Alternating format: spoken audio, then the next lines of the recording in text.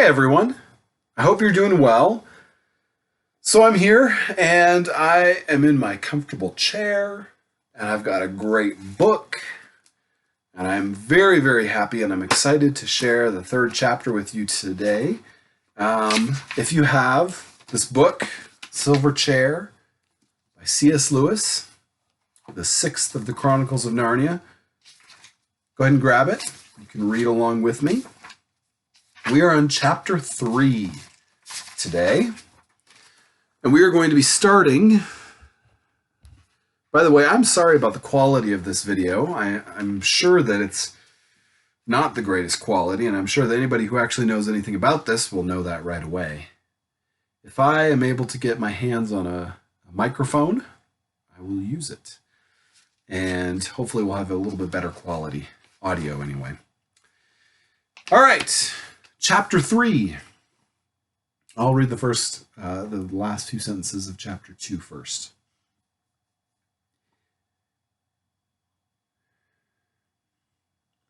And there, only a few feet away from her, was Eustace Scrubb.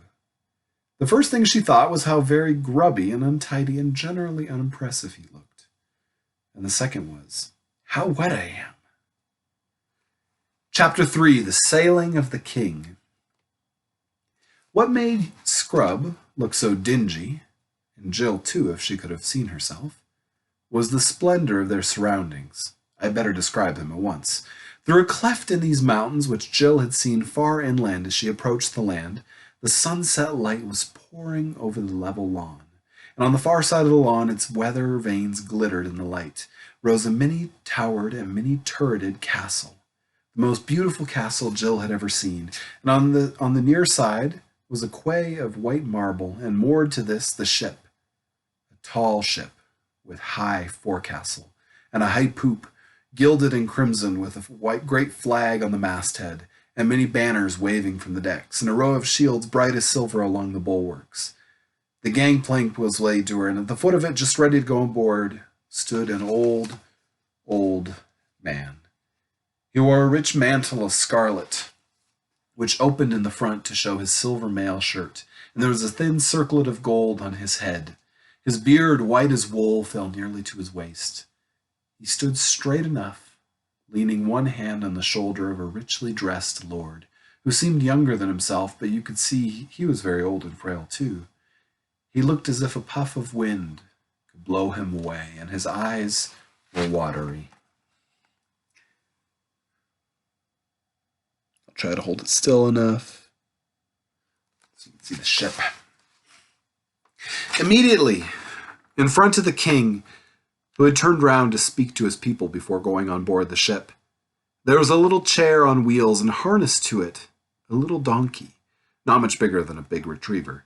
And in this chair sat a fat little dwarf. He was richly dressed as the king, but because of his fatness and because he was sitting hunched up among the cushions, the effect was quite different. It made him look like a shapeless little bundle of fur, silk, and velvet.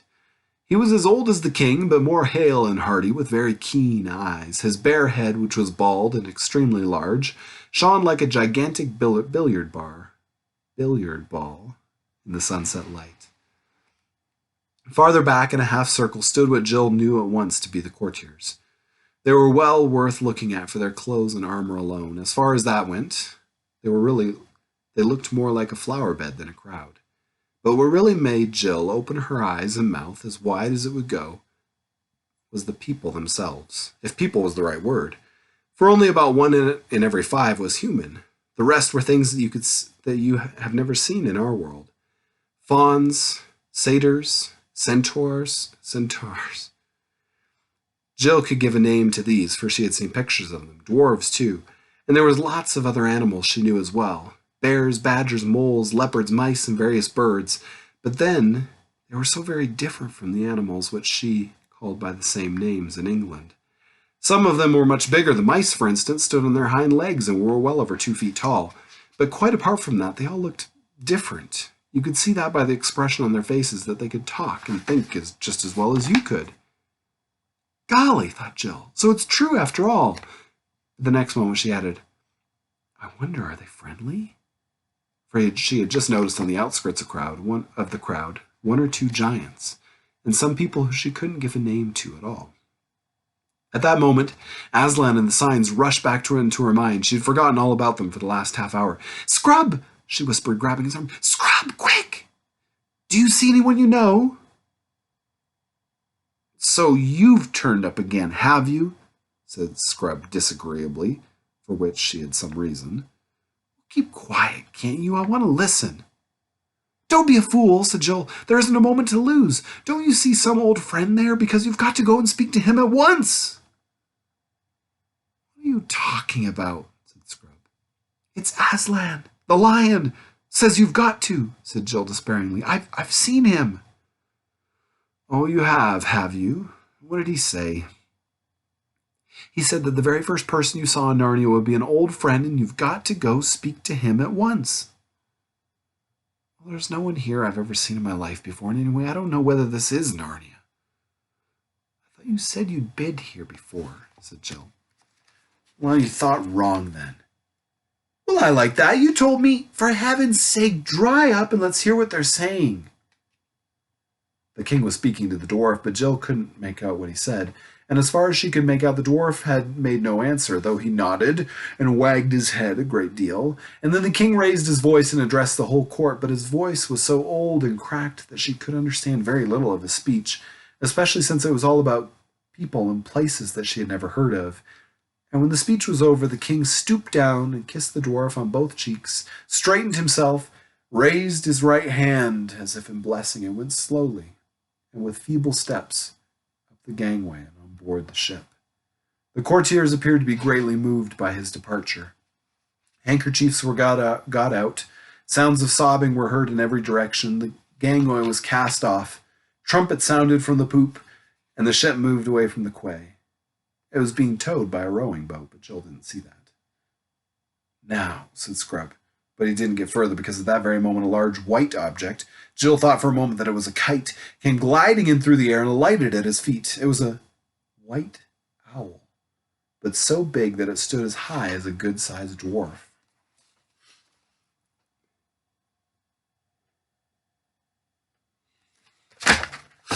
And it blinked and peered as if it were short-sighted, and put its head to the side and said in a soft, hooting kind of voice, "Too-hoo, too-hoo, who are you two?" "My name's Scrub, and this is Pole," said Eustace. "Would you mind telling us where we are?" "In the land of Narnia, the king's castle of Cair Paravel. Ooh." "Is that the king who's just taken ship?" "Too true, too true, too true," said the owl sadly, shaking his big head. "But who are you? There's something magic about you two. I saw you arrive. You flew. Everyone else was so busy seeing the king off that nobody knew. Except me, I happened to notice you flew." "We were sent here by Aslan," said Eustace in a low voice. "Too, too, too," said the owl, ruffling its feathers. "This is almost too much for me. So early in the evening I'm not quite myself till the sun's down. Ooh." "And we've been sent to find the lost prince," said Jill, who had been anxiously waiting to get into the conversation. "It's the first I've heard about it," said Eustace. "What prince?" "You had better come and speak to the Lord Regent at once," it said. "That's him over there by the donkey carriage. Trumpkin the dwarf." The bird turned and began leading the way, muttering to itself, "Too, too, hoo, what to do? I can't think clearly yet. It's too early." "What is the king's name?" said Eustace. "Ooh, Caspian the 10th, said the owl. And Jill wondered why Scrub had suddenly pulled up short in his walk and turned an extraordinary color. She had never seen him look sick about anything, but before she had time to ask any questions, they had reached the dwarf, who was just gathering up the reins of his donkey and preparing to drive back to the castle. The crowd of courtiers had broken up and were going in the same direction by ones and twos and little knots, like people coming away from watching a game or a race. To him, Lord Regent, said the owl, stooping down a little and holding its beak near the dwarf's ear. Eh? What's that? Said the dwarf. "Two strangers, my lord," said the owl. "Rangers? What do you mean?" said the dwarf. "I see two uncommonly grubby man-cubs. What do they want?" My name's Jill," said Jill, pressing forward. She was very eager to explain the important business on which they had come. "The girl's called Jill," said the owl as loud as it could. "What's that?" said the dwarf. "The girls are all killed? I don't believe a word of it. What girls and who killed them?" "Only one girl, my lord," said the owl. "Her name is Jill." Speak up, said the dwarf. "Don't stand there buzzing and twittering in my ear. Who's been killed?" "Nobody's been killed," hooted the owl. "Who?" "Nobody." All right, you needn't shout. I'm not as deaf as all that. What do you mean by coming here to tell me that nobody's been killed? Why should anyone have been killed?" "Better tell him I'm Eustace," said Scrub. The boy "The boy's Eustace, my lord," hooted the owl as loud as it could. "Useless," said the dwarf irritably. "I dare say he is. Was that any reason for bringing him to court, hey?" "Oh, not useless," said the owl. "Eustace." "Used to it, is he? I don't know what you're talking about, I'm sure. I'll tell you what, Master Glimfeather. When I was a young dwarf, there used to be talking beasts and birds in this country who really could talk. There wasn't all this mumbling and muttering and whispering. It wouldn't have been tolerated for a minute. Not for a minute, sir. Jonas, my trumpet, please." A little fawn, who had been standing quietly beside the dwarf's elbow all this time, now handed him a silver ear trumpet. It was made like a musical instrument called a serpent, so that the tube curled right round the dwarf's neck. And while he was getting it settled, the owl, Glimfeather, suddenly said to the children in a whisper, "My brain's a little clearer now. Ooh, don't say anything about the lost prince. I'll explain later. It wouldn't do to do." "Now," said the dwarf, "if you have anything sensible to say, Master Glimweather, try and say it. Take a deep breath and don't attempt to speak too quickly." With help from the children, and in spite of a fit of coughing on the part of the dwarf, Glimweather explained that the strangers had been sent by Aslan to visit the court of Narnia. The dwarf glanced quickly at them with a new expression in his eyes. "Sent by the lion himself, eh?" he said. "And from that other place, beyond the world's end, eh?" "Yes, my lord," bawled Eustace into the trumpet. "Son of Adam and daughter of Eve, eh?" said the dwarf. But people at Experiment House had never heard of Adam and Eve, so Jill and Eustace couldn't answer this, but the dwarfs didn't seem to notice. "Well, my dears," he said, taking first and then the other by the hand and bowing his head a little. "You are very heartily welcome. If the good king, my poor master, had not been at this very hour set sail for the 7 Isles, he would have been very glad of your coming. It would have brought back his youth to him for a moment. And now it is high time for supper. You shall tell me your business in the full council tomorrow morning. Master Glimweather, see that bedchambers and suitable clothes and all else are provided for these guests in the most honorable fashion, and Glimweather, in your ear.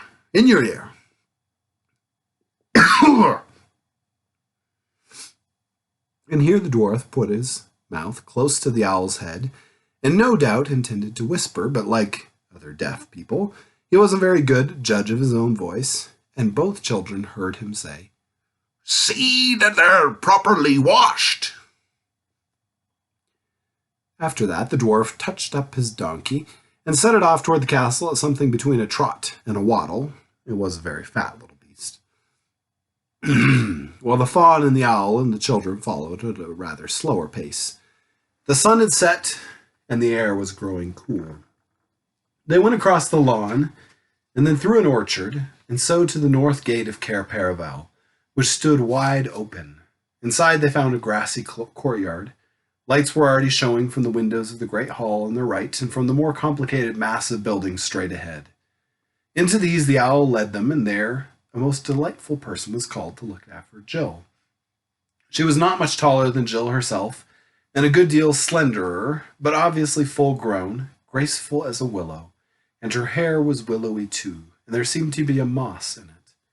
She brought Jill to a round room in one of the turrets, where there was a little bath sunk in the floor and a fire of sweet-smelling woods burning on the flat hearth, and a lamp hanging by a silver chain from the vaulted roof. The window looked west into the strange land of Narnia, and Jill saw the red remains of the sunset still glowing behind the distant mountains, and it made her long for more adventures and feel sure that this was only the beginning. When she had had her bath and brushed her hair and put on the clothes that had been laid out for her, they were the kind that not only felt nice, but looked nice and smelled nice and made nice sounds when you moved as well. She would have gone back to gaze out that exciting window, but she was interrupted by a bang on the door. "Come in," said Jill, and in came Scrub, also bathed and splendidly dressed in Narnian clothes, but his face didn't look as if he were enjoying it. "Oh, here you are at last," he said crossly, flinging himself into a chair. "I've been trying to find you for ever so long." "Well, now you have," said Jill. "I say, Scrub, isn't it all simply too exciting and scrumptious for words?" She had forgotten all about the signs and the lost prince for the moment. "Oh, that's what you think, is it?" said Scrub, and then after a pause, "I wish to goodness we'd never come." "Why on earth?" "I can't bear it," said Scrub. "Seeing the king, Caspian, a doddering old man like that, why, it's frightful." "Why, what harm does that do to you?" "Oh, you don't understand. Now that I come to think of it, you couldn't. I didn't tell you that this world has a different time from ours." "How do you mean?" "The time you spend here doesn't take up any time of our time. Do you see? I mean, however long we spend here, we shall get back to Experiment House at the moment we left it." "That won't be much fun." "Oh, dry up and don't keep interrupting. And when you're back in England, in our world, you can't tell how time is going here. It might have been any number of years in Narnia while we're having 1 year at home. The Pevensies explained it all to me, but like a fool, I forgot all about it. And now apparently it's been about 70 years. Narnian years since I was here last. Don't you see now? And I come back and I find Caspian an old, old man." "Then the king was a friend of yours," said Jill. A horrid thought struck her. "I should jolly well think he was," said Scrab miserably. "About as good a friend as a chap could have, and last time he was only a few years older than me. And to see an old man with a white beard, and to remember Caspian as he was the morning we captured the Lone Islands, or in the fight with the sea serpent, oh, it's dreadful. It's worse than coming back and finding him dead." "Oh, shut up," said Jill impatiently. "It's far worse than you think. We've muffed the first sign." Of course, Scrub did not understand this, and then Jill told him about her conversation with Aslan and the 4 signs and the task of finding the lost prince which had been laid upon them. "So you see," she wound up, "you did see an old friend, just as Aslan said. You ought to have gone and spoken to him at once, and now you haven't, and everything is going wrong from the very beginning." "How was I to know?" said Scrub. "If you'd only listened to me when I tried to tell you, we'd be all right," said Jill. "Yes, and if you hadn't played the fool on the edge of that cliff and jolly well nearly murdered me—" "All right, I said murder, and I'll say it again as often as I like, so keep your hair on. We'd have come together and both known what to do." "I suppose he was the first person you saw," said Jill. "You must have been here hours before me. Are you sure you didn't see anyone else first?" "I was only here about a minute before you," said Scrub. "He must have blown you quicker than me, making up for lost time. The time you lost!" "Oh, don't be a perfect beast, Scrub," said Jill. "Hello, what's that?" It was the castle bell ringing for supper, and thus what looked like was turning into a first-rate quarrel was happily cut short. Both had a good appetite by this time. Supper in the great hall of the castle was the most splendid thing either of them had ever seen. For though Eustace had been in that world before, he had spent his whole visit at sea and knew nothing of the glory and courtesy of the Narnians at home in their own land. The banners hung from the roof, and each course came with trumpeters and kettle drums, and there were soups that would make your mouth water to think of, and lovely fishes called pavenders, and venison and peacock, and pies and ices and jellies and fruits and nuts and all manners of wines and fruit drinks, and even Eustace cheered up and admitted that it was something like. And when all the serious eating and drinking was over, a blind poet came forward and struck up with the grand old tale of Prince Cor and Erebus, and the horse Bree, which is called The Horse and His Boy, and tells an adventure which happened in Narnia and Calormen and the lands between in the Golden Age when Peter was High King in Cair Paravel. I haven't time to tell it now, though it is well worth hearing.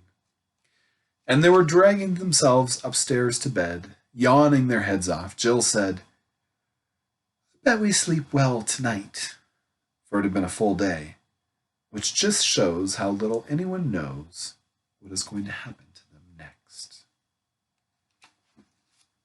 And we'll end there for today. Chapter 3. Have a wonderful day. Don't drive your parents crazy.